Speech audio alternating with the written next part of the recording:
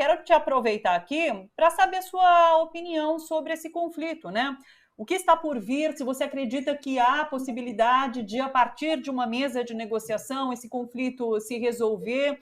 A Rússia parece que está colocando algumas condições, já não fala em tomar totalmente a Ucrânia. Enfim, como que você está vendo a possível resolução desse conflito? Olha,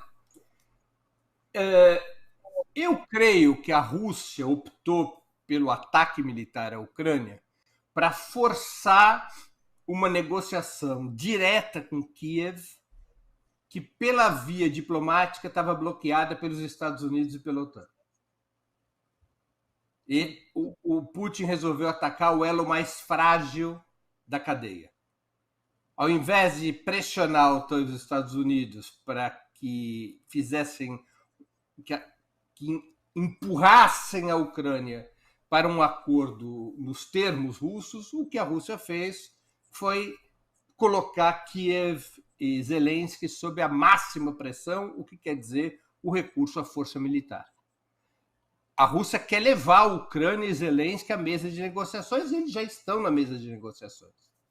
Nós estamos indo para a quarta rodada de negociações e há exigências que a Rússia coloca para que imediatamente, não apenas imediatamente pare a guerra, como a Rússia sairia do território ucraniano. As exigências russas são basicamente as mesmas que eles apresentaram antes do ataque militar. Uma mudança na Constituição ucraniana proibindo a Ucrânia de aderir à OTAN, a Organização do Tratado do Atlântico Norte, proibindo a Ucrânia de aderir à União Europeia, e a Ucrânia reconhece a posse russa sobre a Crimeia, o retorno da Crimeia à posse russa, porque a Crimeia era russa até 1954, é onde está onde está a frota russa no Mar Negro, né, no porto de Sebastopol. É estratégico para a defesa russa, a Crimeia, e tem maioria russa. Lá houve um referendo que a Ucrânia não reconheceu, mas que por maioria dos votos se decidiu o retorno à Rússia, e vai querer que a Ucrânia, nas exigências que foram apresentadas ontem, quer que a Ucrânia reconheça como estados independentes as repúblicas de Donetsk e de Lugansk, que ficam no Donbas. Eu acho que esse último item é o bode na sala. Acho que a Rússia acabaria por aceitar o retorno aos acordos de Minsk, que era a reivindicação anterior que os russos faziam, né?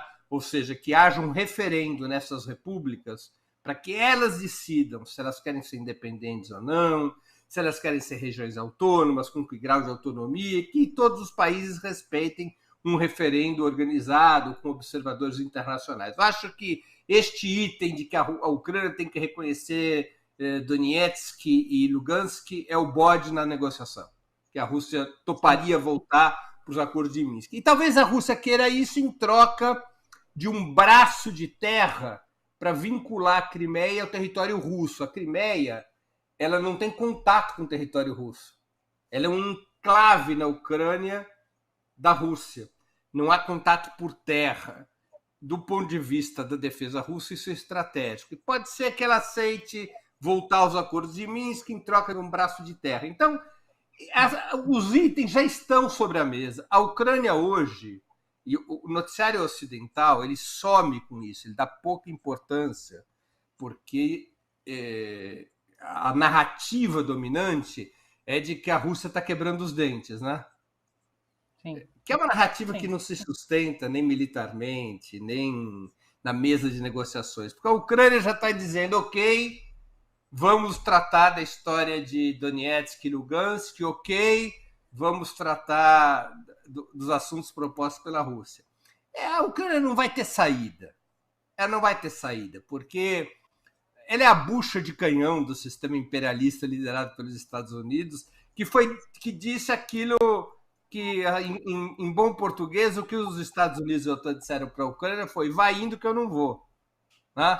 Comprem essa briga, provoquem a guerra com a Rússia, achando que nós vamos ir em socorro de vocês, mas nós não vamos.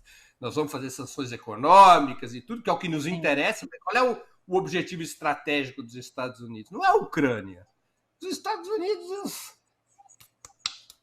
não dão real importância tática à Ucrânia, ou estratégica, claro.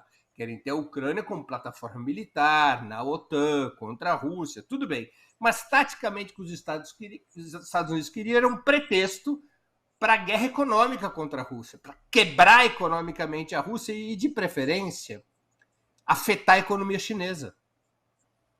É isso que os Estados Unidos querem para paralisar o desenvolvimento chinês e paralisar a Rússia, que é o principal aliado da China. Então, os Estados Unidos utilizaram a Ucrânia para provocar uma guerra, deixaram o Putin sem saída.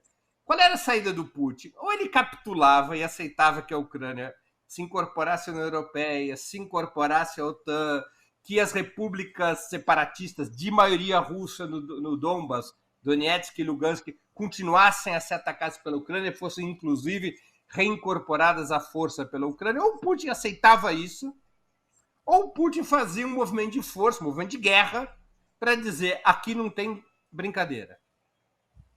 E o Putin ataca a Ucrânia.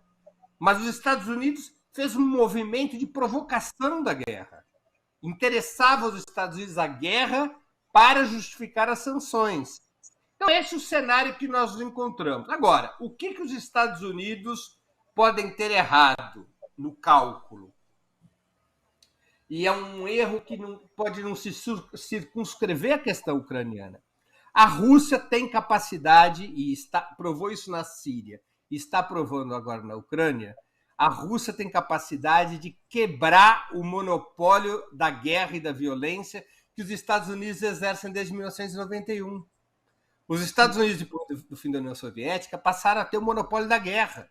Os Estados Unidos puderam intervir, a lista é interminável, né, Thalita? Puderam intervir na Iugoslávia, no Iraque, na Líbia, na Síria. E esses estados, quando tentaram resistir aos Estados Unidos, foram destroçados. Porque só os Estados Unidos tinham o monopólio da guerra depois do fim da União Soviética. Os Estados Unidos quebraram os dentes na Rússia, na Síria. E agora quebram os dentes porque a Rússia diz na Europa que aqui não. Nós temos força militar para enfrentar vocês e vamos fazê-lo.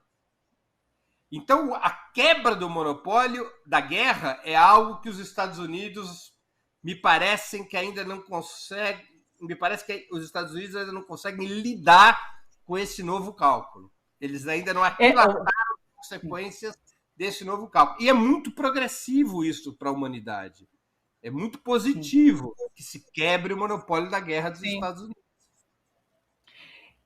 Quebrou-se talvez o monopólio da guerra, mas o monopólio da informação aqui no Ocidente ainda continua sendo dos Estados Unidos, né? Mas sobre isso a gente conversa outro dia.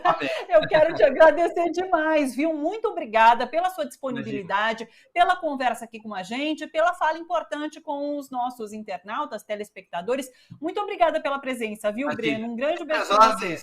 Sempre às ordens da TVT e do teu programa. Um prazer estar aqui. Obrigada, um beijo.